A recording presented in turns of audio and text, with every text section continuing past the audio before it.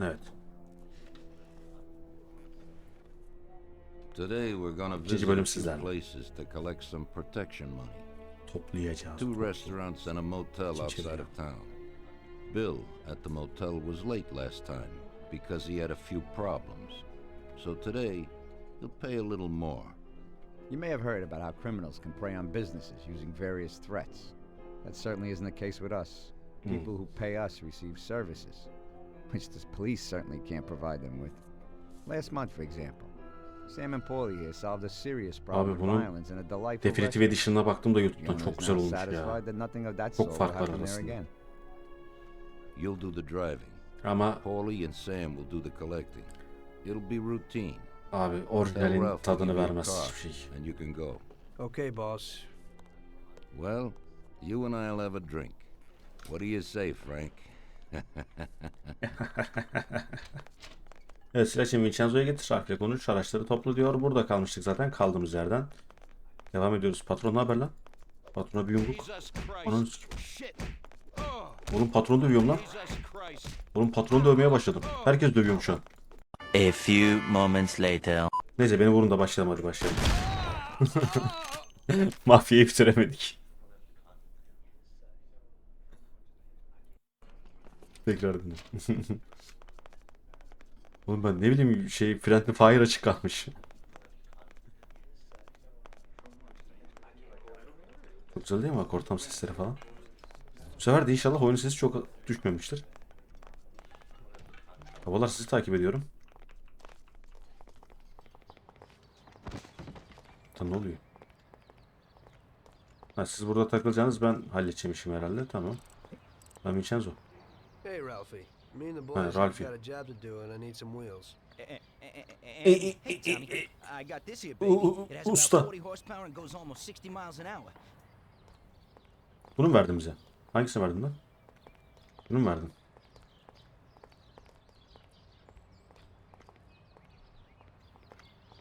Ain't nothing swanky, but it's a good enough drive. You get into it easy. You just take this little baby and stick it in here. Pry it a little, and when it clicks, you got it. It's a piece of cake. Thanks, Ralphie. Tamam, arabayı çözdük. Şimdi şu şeyden de silah işini çözelim.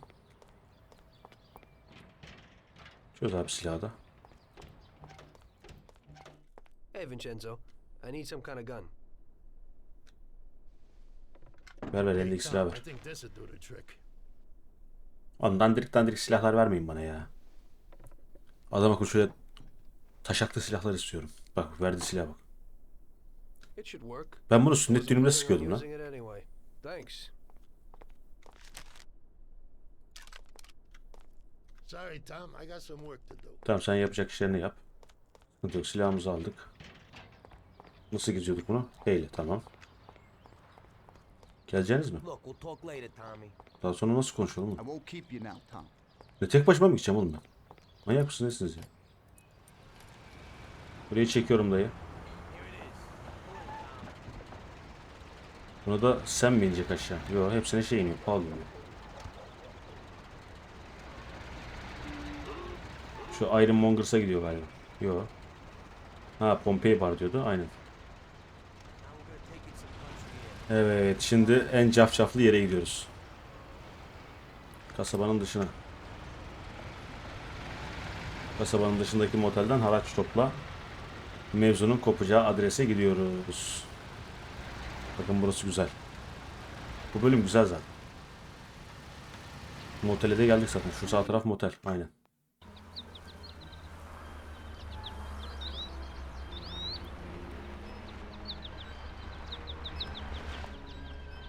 Oğlum ne korkuyordum ben buralar oynarken ya. Wait for us here, Tom. We'll be back in a bit. Okay. Let's go. Burası sıkıntılı demek ki. Sam de indi aşağı. Kardeşim Marlboro'yu da çıkardı.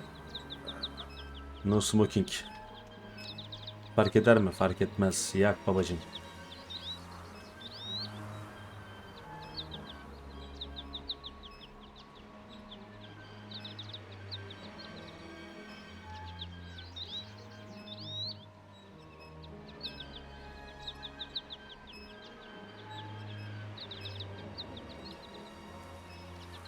Herif dudağı kapalı sigara içiyor ya.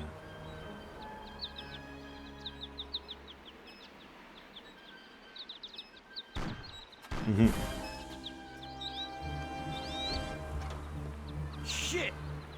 Mevzu başlıyor dayı. Tom, I took one. Ah, it Jesus hurts. Christ, Paulie! Aha. Tell Salieri from here on out this place is ours. Capiche?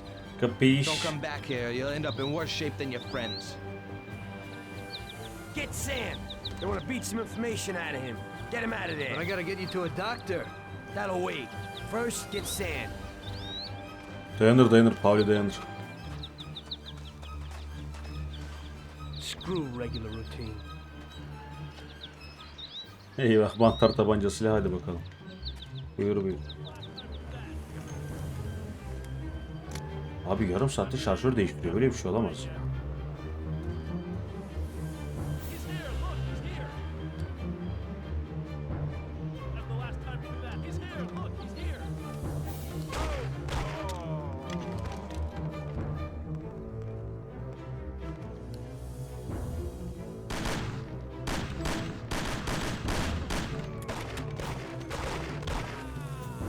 Güzel.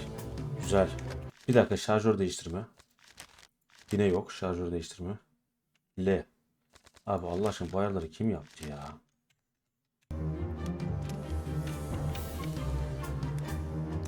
Nasıl ayarlar bu? Böyle bir default ayar olamaz ya. L ne abi? Load'un İngilizcesinden L yapmışlar onu ya. Dur lan, şurada şey Thompson var. Namına gitmeyelim.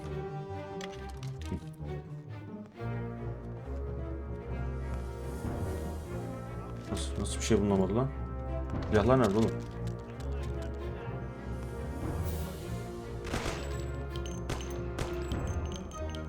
İdareli kullanıyoruz abi mermimizi.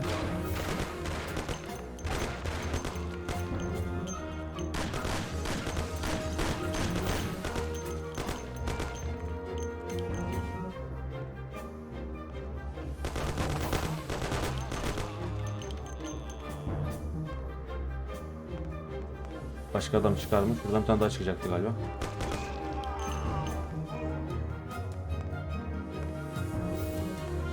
Şu silahları hemen toplayayım abi.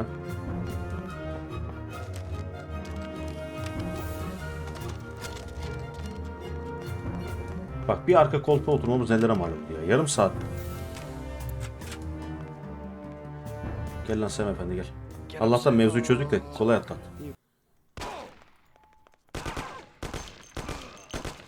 Öleceğim mi dayı? Ölmek bilmedin ya. Allah seni kahretmesin ya.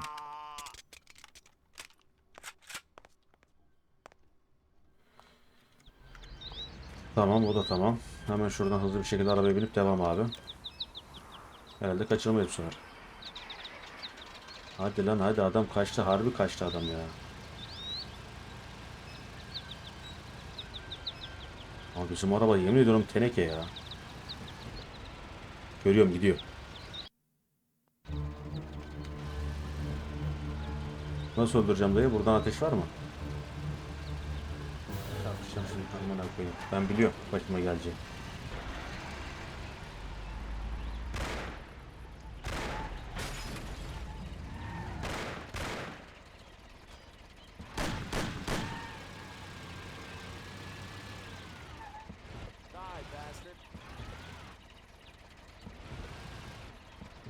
İn arabadan abi. İn arabadan.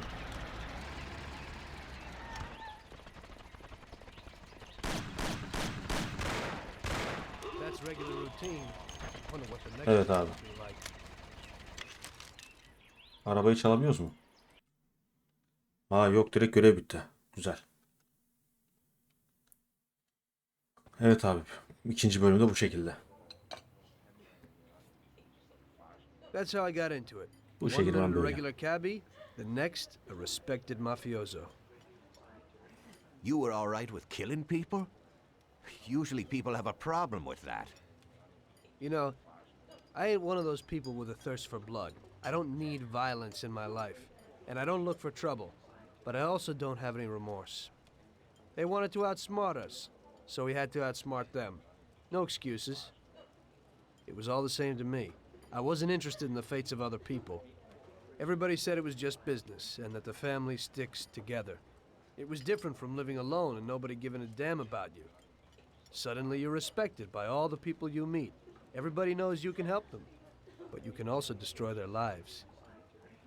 And everybody tries to ingratiate themselves to you. And what about the police? You just walked away, just like that, from a massacre. Didn't you have any problem with this? You work for the police. You ought to know. You know the Mafia runs the whole city. The Salieri family makes over 25 million bucks every year. The papers were full of it. But nobody saw nothing. If they wanted to stay alive. We paid off the bureaucrats $6 grand a month. Your bosses had liquor at trade price and got payouts for special jobs from both Salieri and Morello. Case closed, lack of evidence. Cops would even move shipments of drink for us. I guess you'd have heard something about that. So what about your two friends? Well, they were better off than you'd think. Salieri had a good doc for his boys, and it's not like he ever asked any questions. In a few weeks, they'd be healthy and back on the streets again. The only one who worried us was Morello. He wanted to be the big cheese, which Salieri couldn't let him do. Salieri had no intention of being in second place. You know, a person becomes a Don because of his thirst for power. And he doesn't care about any other rules than his own. That's how it is, Detective.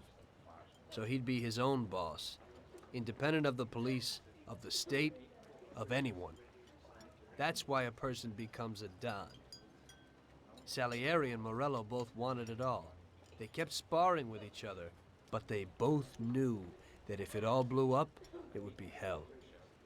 The big difference between them was in their methods. I heard a little story about Morello.